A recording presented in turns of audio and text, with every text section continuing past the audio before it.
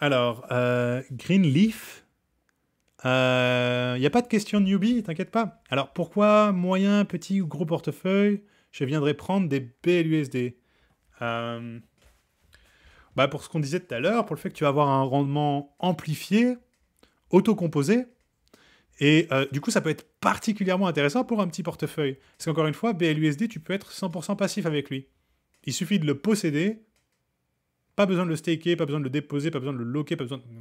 Juste, tu l'as dans ton wallet, c'est bon. T'es éligible à ces rendements en plus. Ça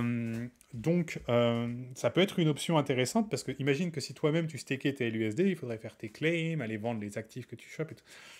Tu aurais une perte à ce niveau-là. Là, le système est très efficace parce que si tu veux, c'est 21 millions de LUSD qui farment ensemble et qui mutualisent ces coûts-là pour tout le monde. Donc ça, c'est un, et ça peut être intéressant pour les petits porteurs du coup.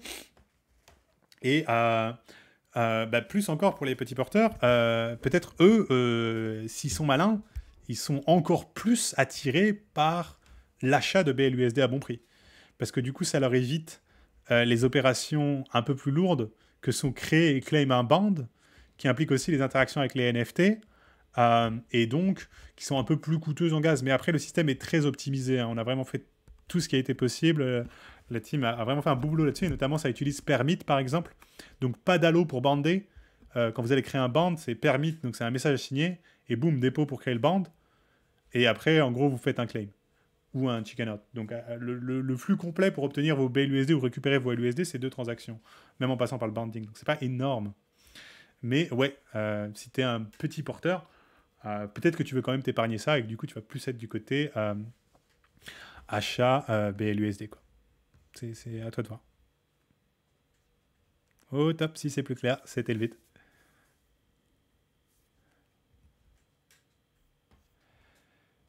Allez, j'ai mes petits grondements qui arrivent. Alors, je vous laisse 3 minutes pour les dernières questions s'il y en a.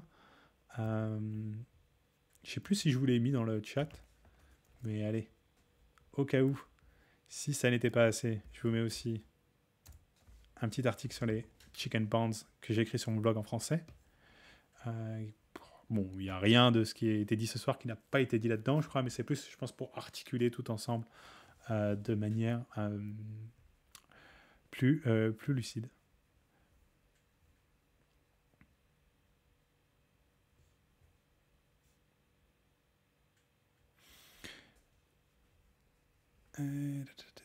C'est vrai qu'on n'a pas trop vu un peu les rendements des NFT. Ça, pareil, je vous laisse explorer la collection. Ça donne des trucs vraiment stylés. Là, vous voyez quelques-uns sur le GIF. Dans l'article que je vous ai mis tout à l'heure, qui est sur le blog de Liquity, vous avez les informations sur les raretés, si vous voulez savoir comment où vous vous situez. De mémoire, le absolument plus rare de tout au niveau œuf, c'est Rainbow Gold Luminous. Parce que en fait, avoir des attributs rares désappareillés, c'est plus dur que d'avoir des attributs rares appareillés. Parce qu'on a mis en place un mécanisme qui s'appelle l'affinity et qui en fait que ben, donc en fait les attributs sont tirés en séquence et ça tire d'abord votre carte et si vous tirez une carte gold par exemple, ça augmente vos chances d'avoir un fond gold. Si vous tirez aussi le fond gold, ben, ça augmente vos chances d'avoir un œuf gold. Donc c'est pour ça que du coup, gold, gold, gold est moins rare que par exemple gold, silver, bronze, alors que de base, l'occurrence de silver et de bronze est plus grande que gold. Mais vous voyez que avec cette affinité, ça change la donne. Voilà, lisez le blog tranquillement parce que ça devient un peu plus ésotérique. Et pour le prochain live, bonne question, Ati.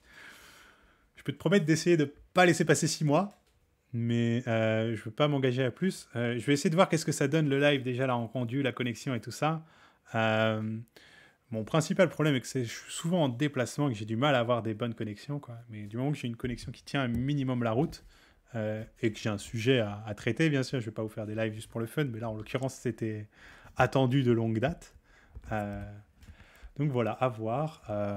On s'en fera peut-être un la semaine pro. À voir vraiment, je sais pas. Je vais regarder le rendu de ce live, si c'était propre ou en tout cas supportable en termes de connexion, parce que vous m'avez fait un peu peur dans le chat. Peut-être que j'en referai un autre ici.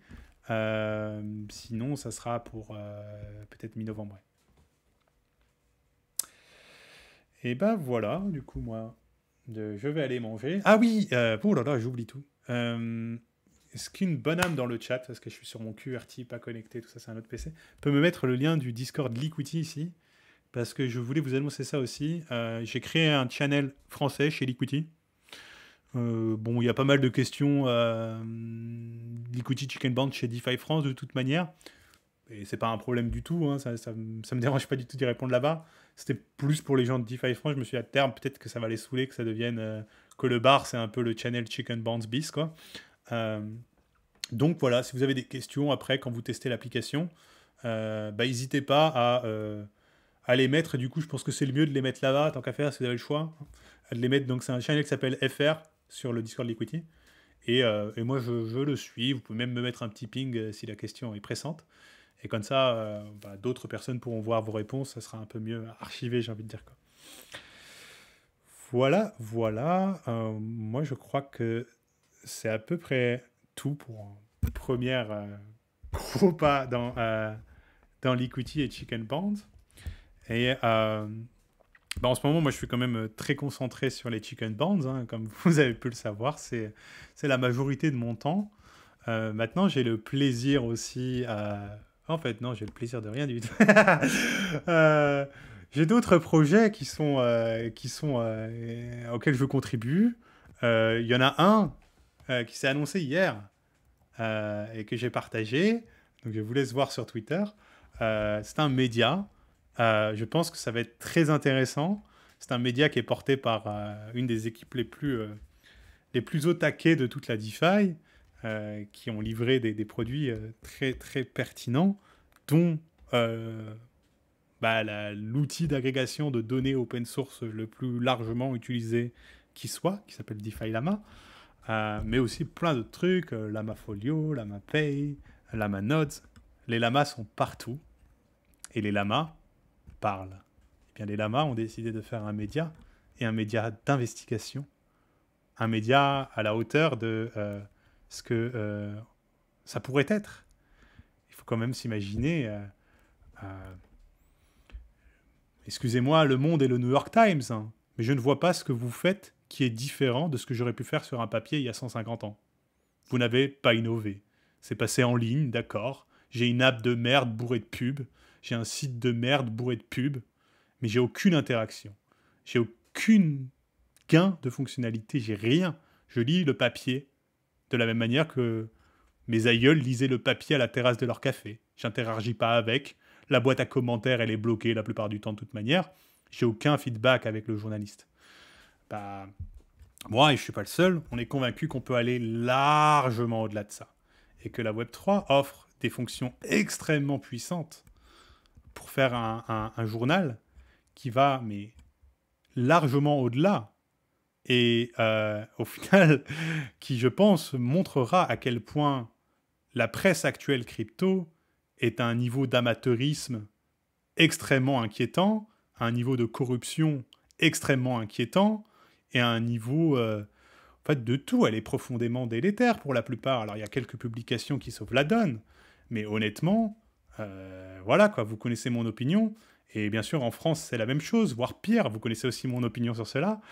Donc, je suis très heureux d'arriver à un stade où je peux contribuer à un projet qui, tout comme Liquity, résonne avec mes valeurs, mes idéaux, apporte ce que moi j'estime être nécessaire dans ce milieu. Et donc voilà, je sais que c'est un peu flou, mais ça arrive tranquillement. Vous pouvez déjà les suivre sur Twitter. Et moi je pense que ça va être quelque chose de très important, très excitant et très nécessaire. Parce qu'encore une fois, là on parlait fonctionnalité, mais pensez aussi investigation. Moi j'ai pas vu une seule enquête faite sur la crypto. Je dirais que la personne la plus proche d'un journaliste d'investigation en crypto s'appelle Zach XBT. Et il opère sur Twitter. Il opère pas chez Coindesk. Pas chez Cointelegraph. Non, non. Tout ça, c'est du public postage. Hein. C'est pas de l'investigation. Donc voilà. Je pense que ça va être très, très bienvenu d'avoir de l'investigation méthodique on-chain et off-chain pour remonter toutes les histoires qui peuvent avoir lieu dans cet espace. Et oui, il y a des gars qui le font, mais vous soulignez très bien, ils sont très forts, mais tout seuls. Là, ce qui m'enthousiasme, moi, c'est que c'est une rencontre entre des journalistes professionnels de très très haut calibre et des gens informés dans la crypto, dans le but de faire un média crypto d'investigation qui sera référence pas seulement au sein de la crypto, mais en dehors. Parce que c'est ça aussi le problème un peu de fond. C'est que quand Bloomberg vous parle de crypto, bah qui il cite? Quel torche-cul il cite concrètement? Parce qu'il n'a pas trop le choix, il doit choisir parmi des papiers de très basse qualité. Donc ils vont citer des Cointelegraph, des Coindesk, qui publient des informations absurdes. Ils vont citer du Defiant, qui, la moindre headline putaclic renversée à l'envers qu'ils peuvent faire, et ben ils la font. Qui ont été pris tous en flagrant délit de graves erreurs factuelles dans leurs articles, quand ce n'était pas des erreurs fondamentales de compréhension. Et même Rect, je vous rappelle l'article fantôme de Rect, une honte à lui tout seul, démonstration de l'absence de tout processus éditorial chez Rect, puisque ça n'aurait pas pu être publié avec 2 minutes de vérification de quelqu'un qui a 10 minutes d'expérience on-chain. Pourtant, ça l'a été. Donc voilà, c'est pour adresser tous ces manquements-là que je pense qu'il sera extrêmement bienvenu d'avoir ce média. Et bah voilà, suivez les lamas, restez dans le coin, ça se met en place, ça se goupille. Il va y avoir de l'investigation de haute voltige et c'est vraiment un très grand plaisir pour moi de pouvoir contribuer à ce projet. C'est un projet qui est un peu... je sais pas trop comment dire. Il est venu me chercher, mais en même temps, j'aurais pu l'invoquer, quoi. J'ai envie de dire, si j'avais souhaité très fort en jetant une pièce dans une fontaine, c'est probablement ce que j'aurais fait apparaître. Au final, ça s'est fait spontanément. Et du coup, c'est aussi très rassurant pour moi qu'au final, il m'ait trouvé assez spontanément. Parce que vous comprenez bien qu'un journal d'investigation avec cet angle-là qui ne veut pas transiger et tout ça, je veux dire, je me serais inquiété si ce n'était pas rentré en contact avec moi rapidement. Puisque c'est un peu aussi un de mes angles, même si, bon, voilà, mon audience est plus modeste et ainsi de suite. Ça a quand même été une des caractéristiques de ma démarche. Côté financement, je ne sais pas exactement qu'est-ce que je peux partager, donc je vais rester prudent, mais il y a ce qu'il faut. Et c'est pas l'idée de te faire grappiller, coucou, donne-nous 50 balles pour avoir ton enquête, quoi. Non, non. Donc voilà, je vais m'arrêter avant de balancer trop d'alpha et de me faire taper sauvagement sur les doigts. Mais on en reparle, vous en faites pas, on en reparle, il y aura des choses dessus, quand ça se lance, je vous le ferai savoir, probablement on en parlera sur ma chaîne aussi, probablement qu'il il y a un truc auquel j'y pensais moi aussi, c'est... et allez, on va finir là-dessus, parce qu'il n'arrête pas de dire qu'on conclut, et comme ça vous réfléchissez et vous me dites ce que vous en pensez, d'accord? Pour ceux qui sont jusqu'au bout, j'ai vraiment Ati, Zagato, les gars qui avaient participé, je serais curieux d'avoir votre opinion là-dessus, parce que c'est pour vous en fait. Je pensais à faire des revues de presse il y a quelques temps. Je me disais, ça pourrait être sympa de lire ensemble des articles, découvrir des protocoles à travers de la lecture d'articles, d'analyse, et un peu de commenter, voilà, essayer de vous montrer un peu, ben voilà, quand ils essaient de vous rouler dans la farine, que moi je le perçois, ben je vous explicite comment et pourquoi ils essaient de vous rouler dans la farine, et ainsi de suite, des choses comme ça. De la revue de presse, quoi. J'y pensais, sauf que j'ai regardé, et ben le problème c'est que, ok, mais qu'est-ce qu'on lit?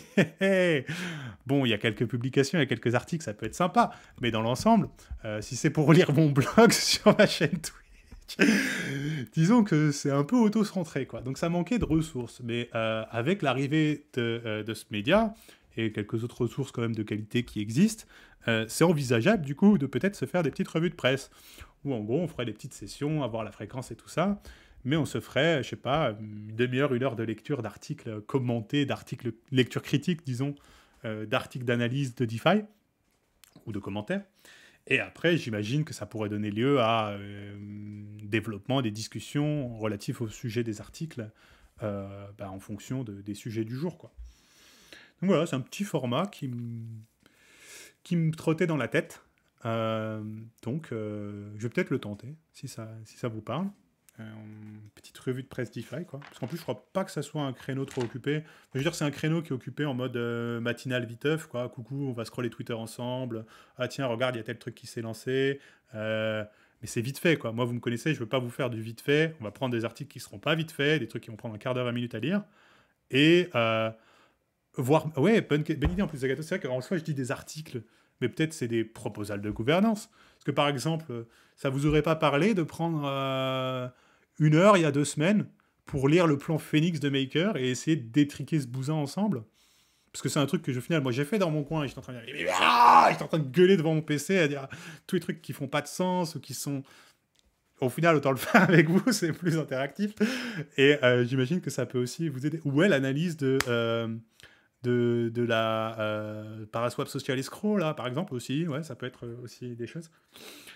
Ok, ben je garde ça dans un coin de la tête, alors. Et peut-être qu'on s'en lancera un s'il y a une belle proposale, disons, qu'il y a de la matière qui sort dans les prochaines semaines, alors, et que c'est un protocole, j'ai un minimum de contexte, parce que bien sûr, je peux pas débarquer sur un truc que je connais pas.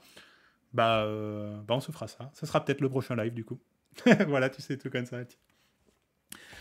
Allez, cette fois-ci, pour de vrai, la dalle sérieuse m'appelle. Il est 20h30. On est ensemble depuis environ 3h30. Euh,